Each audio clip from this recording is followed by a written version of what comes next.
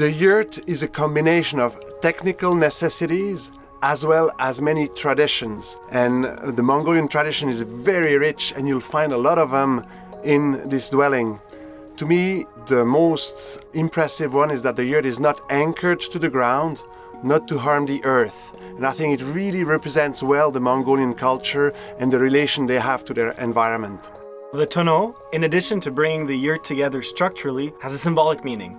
The main meaning is to connect the earth to the sky.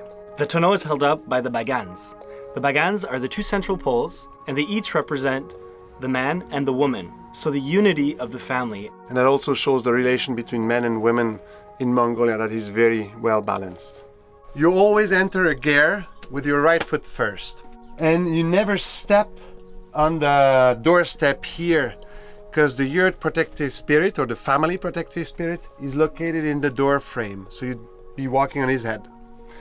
And you don't knock on a yurt's door, because you're always welcome in a yurt. And in Mongolia, you will just call, "Attach the dogs," before you enter the yurt. This way people will know that you're coming. The door is usually facing south, and the north is the most sacred place. And the yurt is always organized the same way in Mongolia, with a bed north, a bed east, and a bed west. The storage boxes with maybe representation of the local spirits and pictures of family members and ancestors. The other one has a triptych mirror. There's a kitchen cupboard, and of course the stove, where they burn animal dung, is used constantly to cook, to heat the yurt, of course. And when the woman attends the fire, she's allowed to say anything she wants without being interrupted. The central rope is used to hold the yurt down in case of very strong winds, but it also has a symbolic meaning. It's called the fertility rope. And from the top of the yurt, it runs through the woman's bagan, and it runs in a serpentine over the bed. You'll also notice that in the middle of the yurt, up on the top, is a hatag, which is a blue scarf that is always connected to the top part of the yurt, as it is the soul of the yurt. And if somebody will travel with their yurt, they'll never leave the hatag hanging or touching the ground. They'll always carry it with them, either on their horse or in their car.